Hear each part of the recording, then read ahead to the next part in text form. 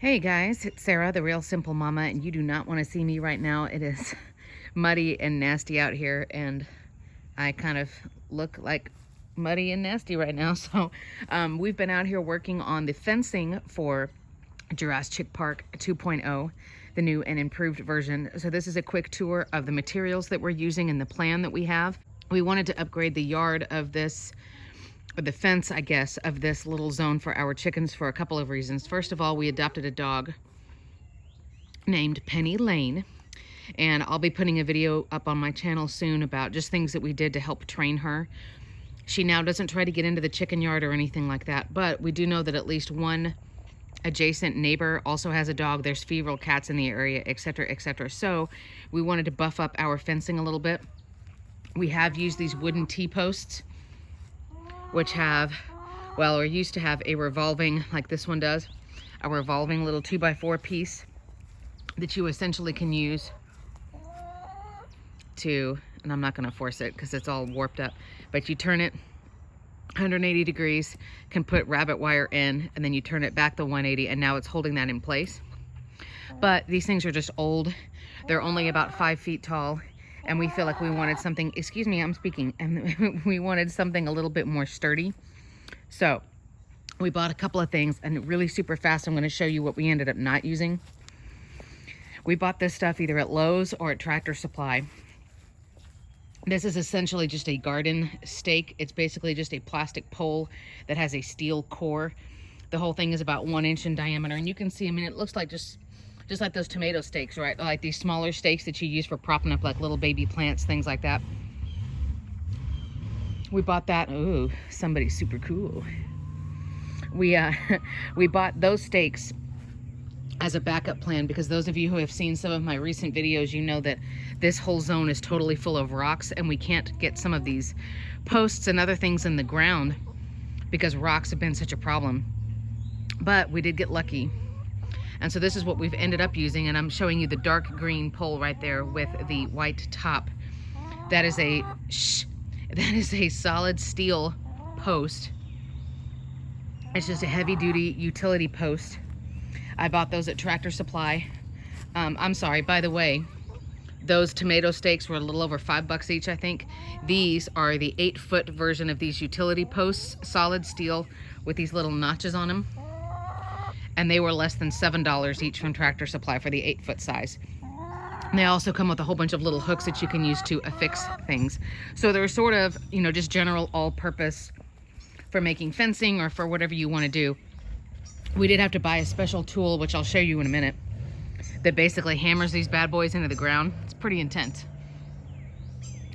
And they've got like an arrowhead shaped piece that's down towards the bottom of the pole, and basically our goal was to get that completely submerged in the dirt so we don't go tripping over it. But even in the ground, they're still a little over 6 feet tall. We ended up buying 10, and essentially what we're going to do is use the existing rabbit wire and then clean all this mess up. But use the existing rabbit wire, take it off of these T-posts and basically dispose of them, sorry for the focus, and move the rabbit wire border back to here. Because of this concrete border that's here, it's a blessing and it's a curse, I think. We found out that it's got a lip. That's concrete there. There's a lip on either side. So we were trying to hammer things down and it was like, oh. So for better or for worse, if you can see, my T-posts I put all the way up to here. But to get something deeper in the ground, just in this particular spot of our yard, we're having to go almost a foot in. So the plan as far as that is concerned is the rabbit wire border is going to be moved back, obviously. So now it's connecting with all of the metal posts. There's one there in the corner you can't see. There it is. And then around. So, but that is going to give me a little bit more of a gap here. So I'm going to have sort of like a narrow little flower bed going all the way around where I can put purple heart, Mexican petunia, salvia, all different kinds of perennials that have been hanging out here as like little taste tests for the chickens. Like, if I put this in there, are you going to eat the whole thing? So now I'll actually have, you can see there, that's the distance that I'm actually going to have where the chickens can stick their heads through. But remember, they won't be able to get to the roots. They won't be able to eat the whole plant, kill the whole plant. So that's going to be fun. We also put mag in the ground. magnolia, my little gem magnolia, which is a smaller, more heat hardy magnolia tree. Magnolia trees are my absolute favorite, and I've never gotten to have one. That one was a gift from my mom about a year ago, and he's been living in a pot, and finally he got into the yard. He's blocked off with a rabbit wire, just a plant guard going around. The chickens don't want to eat him. They're not trying to eat it at all, but they want to play in the dirt and dig in the hole, and I don't need them messing up the roots. So that guard will be on there for a while. So the plan is we're going to affix the rabbit wire really, really strongly to that wooden fence. And then we're going to kind of redo this thing here. I know those notches aren't super great, as you can tell. I mean, they can kind of help hold something on, but not really. So we did buy some really cheap garden wire, like, excuse me, kind of like what you get on your loaf of bread, but you can cut it to whatever lengths you want, and we're just going to have the rabbit wire held on there. But those posts are not going anywhere. We are going to adjust the positions of a couple of these now that we've gotten them all in and we've looked around. And the final thing I was going to show you right now is we bought 10 posts, excuse me, but we only needed 7 around our perimeter. So we've got 3, 1, 2, 3 in the middle of the run, farthest away from all of the fencing. And we'll use that for my bird netting when we get that up in another week or 2. That just came in, and we'll probably just use a wooden dowel rod or something to make it even taller. Those are right now a little over 6 feet high, but we want to do something even higher. So we'll be doing that, and then that way we've got our little circus tent thing going on, and we can have our netting put on. So we literally have just moved a couple of stones and come in here with a bucket, and they're like, I can help. I mean, I can be in the way. I can poop on stuff. Ooh, look, a bug. Look at them, they're so nosy. This could be like a rotisserie bucket for all you know. Brats. I'm glad they're not afraid of us, I guess. You know, you could just be laying an egg, though, if you want to help amidst the pandemic crisis. Hey, did you guys know? This is crazy because this is going on towards the end of March when the pandemic stuff is starting to get really bad in Texas. We're staying home. I'm hunkering down. I don't care if I'm not cool or whatever. I've read about all of that stuff, and yeah, we're not messing around. So we're totally fine staying at home and making beans and whatever. But apparently in San Antonio, people have started going into other people's yards and stealing eggs and even stealing the chickens of those of us who are cool and have already had backyard chickens. So that's another reason why we put locks on our gate this week, and we're up in the fence a little bit. I mean, it probably won't keep anybody out, but hopefully it shows that we're not messing around. This interesting situation you see here, that's hardware cloth, which is my favorite. You don't really need to use it on a perimeter fence. That's more what you would use. Remember, if you've seen my other videos, you want to use hardware cloth, which is just the smallest openings.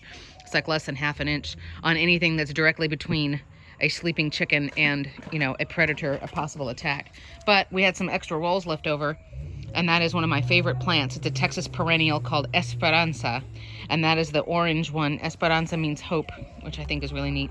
So we're testing these plants in here.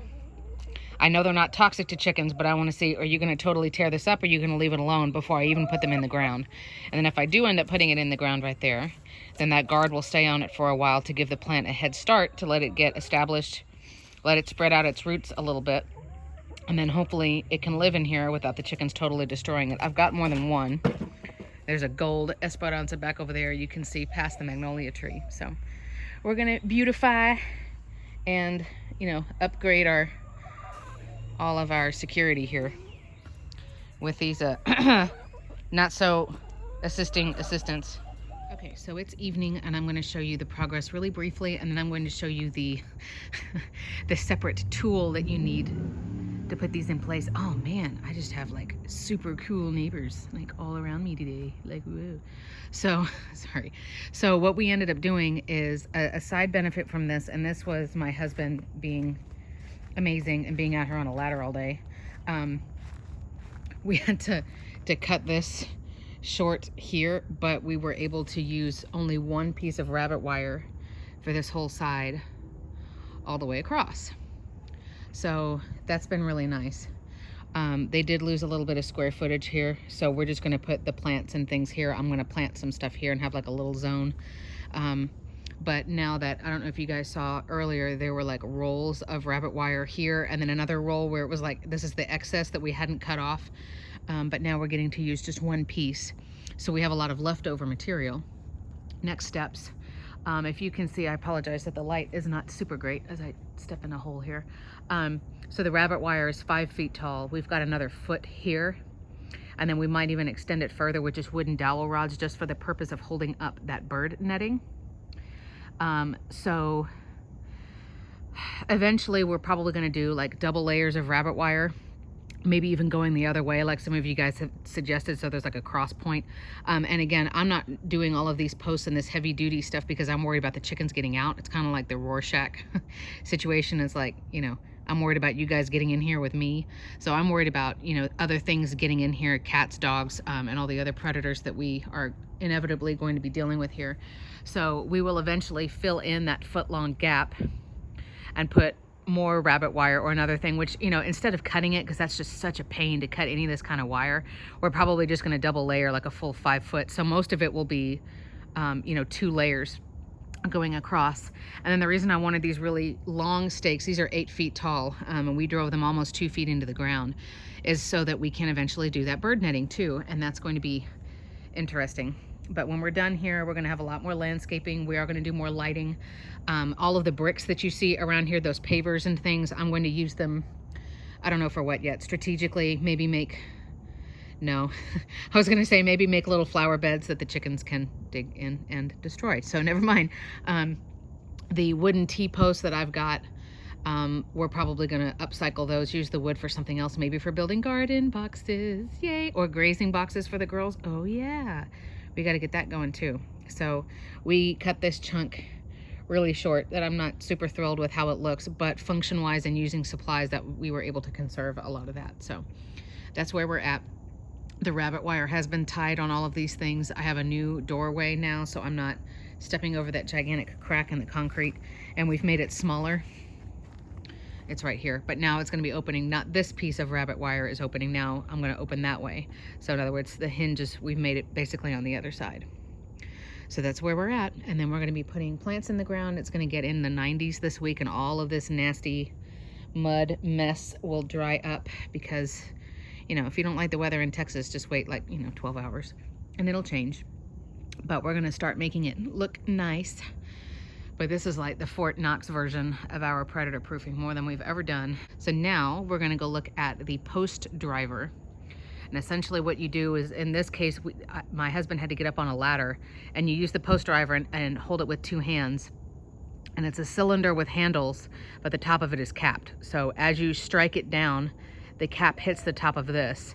And so you're hammering from around a cylindrical motion as opposed to just hammering it, because most hammers, I mean, you're not gonna be able to hit that precisely because it's an unusual shape. And then if you were to use a rubber mallet or something, you would just like break your mallets. And really super fast amidst the roly-polies and the June bugs in our garage, this is the post driver that you also need with a heavy duty metal post like that.